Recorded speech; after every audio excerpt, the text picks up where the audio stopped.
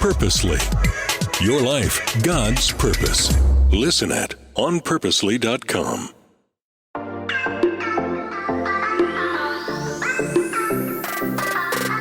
Hello, everyone, and welcome to the Gospel Tech Podcast. My name is Nathan Sutherland, and this podcast is dedicated to helping families love God and use tech. Today, we are talking about a question that has come to me from multiple parents in the recent past. This has to do specifically with iPhones and accountability. So, a little bit of context. I had a parent email me. I had a parent direct message me. I've had parents ask me multiple times at recent talks about how to set up accountability on an iPhone and how to address certain situations that they were dealing with their children. And this is kids under the age of 18, people still living in their house under their purview and responsibility and discipleship. And they want to know, how can I help the iPhone be a safer place? So that's going to be our conversation focus today. If you don't have iPhones, I understand. Please hear for why that might be a beneficial decision. You can listen on that. And if you do have iPhones, this will help you kind of process this conversation on what can you do to help it be more safe? What can you do if it's not currently safe? And what do your alternatives look like? And then thirdly, if you are a parent yet to bring smartphones into your home for young adults or for tweens or teens, my hope is this will help you process that in real time as you are looking at what should your next option be. So let's start at the beginning. The iPhone as a device. This device defaults to data safety and privacy, not to user safety. And that's an important point to know because it's not true about all Mac products. It's specifically the iPhone. They default to data safety and privacy over anything else. This is what they've built their company on now.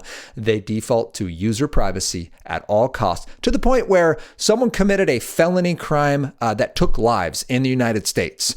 And the US government went to Apple and said, we need you to unlock this phone. And Apple said, no, user privacy comes first. So that's how intense they are. And it's not just once, this has happened multiple times. So they have basically said, user privacy is more important than anything else. And we are going to triple down on that. So when people go, yeah, but my kid is using it, how can I have better user controls for my child? They basically go, well, there's no way to make a Trojan horse just for you to follow your kid around the internet and not have that be applied to adults too. And we're not willing to open that loophole in our programming, so you can't. And if you don't know what that means, that means if you use accountability software like Covenant Eyes for pornography and filtering, if you use something like Bark to look at text messages and direct messages, those programs work great until they're within an app, because privacy only extends to within an individual device, where a device meets an individual app. Each app is its own little microcosm. So if your child is DMing people on Instagram, or if they're searching through Pinterest, you don't see those messages. You don't have any Bark review or accountability or verification of what's happening if they're on an iPhone. But if they're doing it from a personal computer, from a Mac laptop, or off any Android device, Google phones, Samsung phones, you would see all of that information. So just know that iPhones are built to be difficult when it comes to accountability. A couple perks of that. They do a great job when you go and turn your phone in and you're like, hey, I don't want this phone anymore. I'm going to trade it in and get a new device. Apple does a phenomenal job of allowing you to lock your phone with a password. And then that thing is encrypted and done. No one can pick it up in a warehouse and take it home and scrub your bank data from it. It's very secure, and that's awesome. I really do like that. But as I was describing to a friend earlier today, I was like, we need Mac and iPhone specifically is kind of like the Ultron of the smartphone world. And we need also the Mother Teresa. We have the super smart of the tech world, and it's very secure and powerful, and that's great. But we need something with a soul. And the iPhone doesn't currently have a soul. They are not completely indifferent to this, though. While they've built their box and they say, this is our box, we are a privacy company, they are doing some safety things. So this, if you work for Apple or you love your iPhone device, awesome. Here's where they're doing well. iOS 17 came out and they said, hey, while we can't create loopholes that would functionally create breaches for personal data or potentially create breaches, what we are willing to do is in iOS 17, we are willing to help create some content support. So if you want to set, and this is a future resource that I will create and release, but the idea here is screen time and parental controls. Those two resources are solid, And under iOS 17, they allow a content filter. And it works on iMessage, it works on WhatsApp, FaceTime, and AirDrop. So the idea being, if an inappropriate image is sent, it will automatically filter it and notify you that this is an inappropriate image. You can delete it without ever seeing it. This is most exciting to me in the AirDrop world because kids with iPhones just in a public space, like say a cafeteria, some kids think it's really funny to take a picture they found on the internet or of someone else in the school, and it could even be just an artificial one that someone made with AI, and then AirDrop it to every single Apple device in the area, and it'll ask you, hey, do you want to receive this AirDrop? And you can decline it, but before iOS 17, it would just show you the image anyway. Be like, hey, do you want to see this image? You're like, no, I didn't, but thanks. So now it'll use AI to detect that this is an inappropriate image, blur it, and then ask you, and you can delete it first. Again, you have to have parental settings set up, and this is under content. There's 4 different options, and this is one of the ones you can activate. That's super cool. I really like the one with iMessage, where if your child sends or receives an inappropriate image, it'll do the exact same thing, say, hey, inappropriate image, do you want to receive this? But it can also send the parent a note. Hey, just so you know, this image was sent or received. Do you want this to be sent or received? And so I appreciate that. I like it when some of these devices start defaulting to safety. But the reason these questions are coming specifically about iPhones is iPhones are not inherently safe. By design, they are inherently private. And absolute privacy when dealing with minors on the internet is not a situation that is inherently safe. So just know that going into this conversation. So then number 1, when we talk about this, we need to understand that if your child is using an iPhone, if they're using their own iPhone, and that is their smartphone of choice, that you need some kind of accountability, and that accountability needs to be teamed with parental controls and screen time. It's not because you don't trust your child, it's because you love your child, and you don't trust the world. They're not the only actor in their internet experience, and you need some level of accountability to make sure that things are going okay, because the Fifth Amendment is a thing. It is very hard to self-report mistakes, and it's hard to self-report trauma that has been committed against you. So you want some accountability on there. Bark and Covenant Eyes are both fine options, but they need to be paired with screen time and parental controls. And I actually have an iPhone. It's basically locked down to be a dumb phone. I have maps. I have a training app. I have no social media on it. It's pretty unexciting. I have one browser. I don't have an app store, and the browser has Covenant Eyes installed on it. It now works with Safari, which is a cool thing in 2024. Covenant Eyes works on your Safari browser now. So it will see everything you access through the browser. Because again, the browser isn't an individual built app. So if I go to Instagram through my browser, all of that is accountable. If I go to YouTube through my browser, all of that is accountable. And again, I choose that as an adult because I like making good choices. And I have goals for myself, but I also understand that I don't want to have to keep making the right choice every 10 minutes. I want to make it once today. Today, I'm making the choice I know best fits who I am in Christ. And then I get to do those things that fit who I am in Christ. I don't want to every 10 minutes have to keep flexing my willpower muscles because, as Anna Lemke points out in Dopamine Nation, it is a muscle. The willpower will fatigue. Yes, it can get stronger, but you really want to have to use it in specific situations. You don't want to have to just constantly be hammering it out. It's fatiguing mentally, emotionally, and at some point your willpower might just fail. So set yourself up for success. Add some levels of accountability there. Second then, when these parents came to me, every one of them said 2 things. One, I know my child made a mistake through any number of things. One is I've seen deleted message. Another is I've seen a deleted and reinstalled app that keeps coming and going. By the way, I've met children who say that they uninstall things like Snapchat when they walk out of the house. If you have unfettered app store. So they'll uninstall the app when they come home, they'll reinstall it, and then you can delete an app without deleting the user data, so they don't even have to re-log in when they go back to school. It's just there for them. So they've seen that. Search history has been deleted. What was the other one? Text messages, search history, apps. There was a 4th one that I can't remember off the top of my head, but this is generally what we're dealing with. And the parents say, how do I know what they were up to? How can I tell what they were doing? which I can totally appreciate. That's where our brains go. What were you doing? Who was involved? How many times has it happened, right? Like, how deep does this burrow go? And I would actually caution you as the second piece here. The first piece is we need some kind of accountability, and that iPhones are inherently not defaulting to safety. The second piece is it's not so much about the what, it's about the why. Right? It's not what were you doing? It's why did you feel the need to hide this from me? That's our conversation point. Certainly you want to know what. There's different kinds of trauma that need different solutions, but you want to know why. This is God walking in the garden saying, Adam, where are you? And it's not actually, God's not surprised where he is. He knows what's happening. The fact that your child has deleted something, the fact that your child is hiding something means something is wrong. The question now isn't the what were you doing? It's the why did you feel like you had to hide it from me? There's only two options. One, I was ashamed. That's option number one. I knew it was wrong. I didn't want you to find out. And I'm sorry. There's also a third option, I guess. It could be, hey, my friend shared something with me that I didn't feel was appropriate for public knowledge, and I wanted to protect their information, so I deleted it.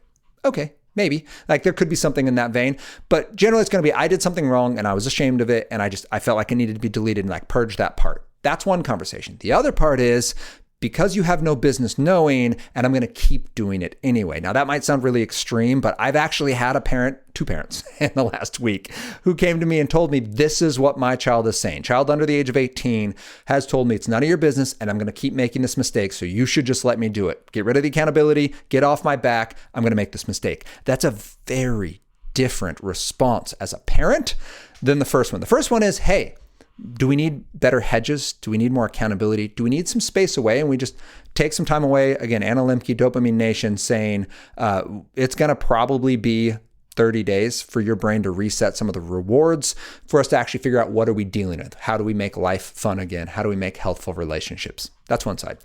I'm going to make purposeful mistakes and you can't stop me. Two things to say about that. The first is, your child doesn't actually know that's true. If you're dealing with a 15 or a 16-year-old who's like, when I turn 18, I'm going to make all these mistakes all the time anyway, so just let me do it. They actually don't know that. That 15 or 16-year-old might get radically changed by Jesus in a saving process of the Holy Spirit of God moving in and making him or her a new creation. And by the time they're 18, they might hate this behavior that they currently love and thrive on. So first of all, they don't know that. That's just true in this moment. And that can change as quickly as any middle school relationship can change, from first period to sixth period. We're in love forever. You're dead to me. It can happen that fast. The second thing, though, is that if that's true, that doesn't mean you have to be party to it. Like, parents, please hear me. If your child has said something as painful as that, just know that God knows that pain. He understands the hurt of being rejected by someone you love, to the point of even a known family member. I mean, this is the prodigal son. The son comes to the dad and says, Dad, you are dead to me. Give me my inheritance now. Your child says, Mom or Dad, you're dead to me. You have no say in my life. I don't respect you enough to listen to your feedback, and I'm going to make these decisions, so just back off. That isn't your place to back off. In fact, your place is to say, hey, I'm not going to be party to you making this mistake. By the way, this is where the prodigal son story isn't prescriptive. It's not, so let your child go make painful mistakes so that they can come back. That's not the lesson you're supposed to take. The point is, the son ran until the running proved fruitless and came back. And that's what you're going to stand on with your child is, hey, I'm going to keep standing here. I'm not going to make it easy to make mistakes. I'm not going to make it easy to hurt yourself and others. And when you come home, because I'm praying, Lord, that you will, I'm going to be the first one to celebrate it. I'm not going to judge you. I'm not going to remind you. I'm not going to say, aha, I got you. I knew you'd come crawling back one day. I'm going to say, my son, my daughter has come back. You were dead and now you're alive, and I'm celebrating it. You are my child and I love you. Okay? That is your response to that rebellious teenager or preteen who is effectively flipping you the bird, or in the case of both of these parents, literally flipping you the bird, verbally and physically. I know it's so hard when it's your kid. So please don't hear me just like poo-pooing this or like saying, oh, this is just what you have to do. That's brutal. And it's so emotionally draining. It's so difficult.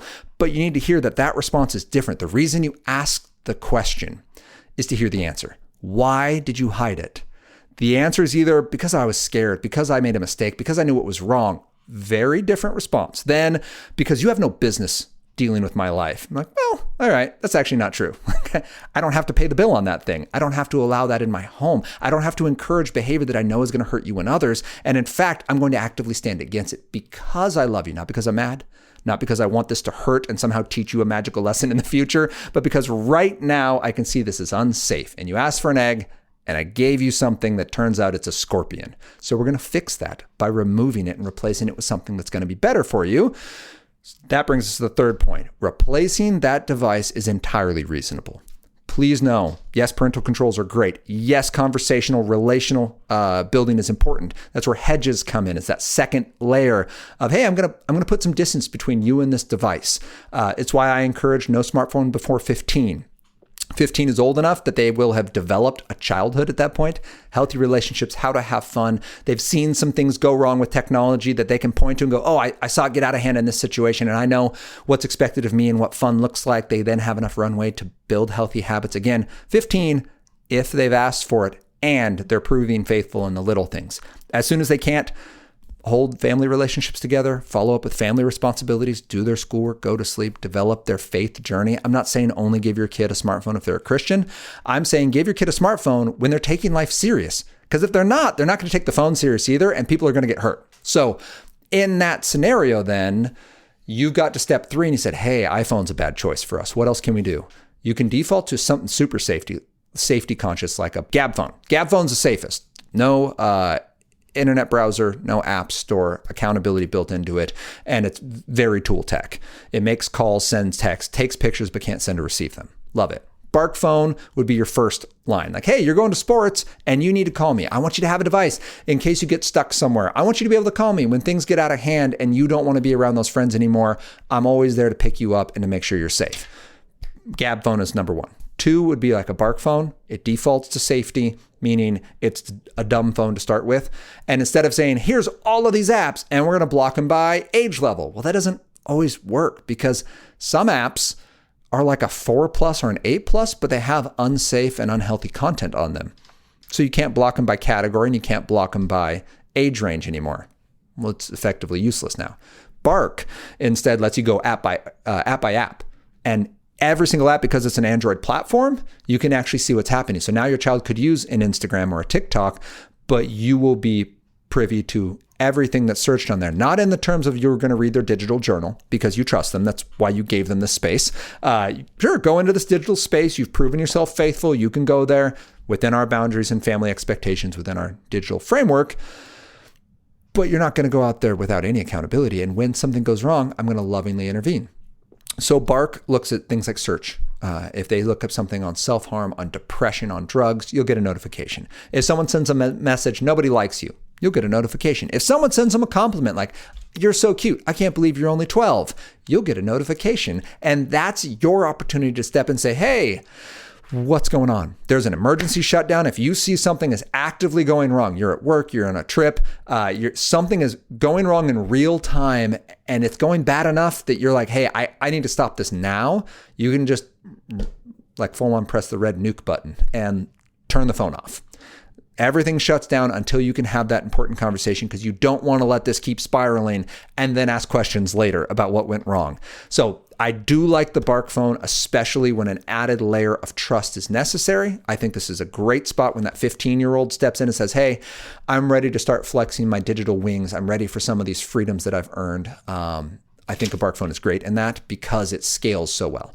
And then if it needs to scale back, it's very easy to do. Press of a button from your parental side. You do need a smartphone to be able to run this because there's an app on that. But it's a great way to help manage and keep healthful choices in front of you.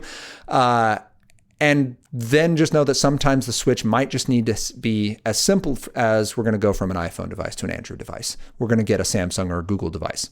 That is not a step back. There's no quality differential. Google has some very cool functions on their phone, including like real-time removing things from the background. So you're like, oh, that weird person on the beach was walking behind us. You can just scrub them from the picture. Like there's some really neat things they can do on those devices. The only downside is you will show up in green in group chat. And so iMessage, everyone shows up in blue, and all of your videos and pictures are super high quality. When you enter an Android device, everything shows up in green, and you're the reason why. And I would simply say this, it's super inconvenient, but I would say it is worth showing up in green if that fixes these unhealthful choices, temptations, byproducts of whatever was happening on the internet. Your child is deleting something, is removing whatever content, trying to scrub their search history, and you want to make sure that they're healthier with their internet choices, but you still want to give them some digital space to belong, then an Android device would make a lot of sense. It is worth cutting off your iMessage to save your soul, if you will, to paraphrase Matthew 5:28-30. So not that cutting it off is the saving point, but if that's bringing sin and sin brings death, then it's very loving to remove the hurtful and the harmful tech. So I hope this is encouraging to you. Again, I'm actively working on some resources to talk about how to set up screen time, how to set up parental controls, how to set up and even install something like Covenant Eyes on an iPhone and make that a safe space that can still be reasonable if being a blue part of the iMessage crowd is that important. There are ways to do that.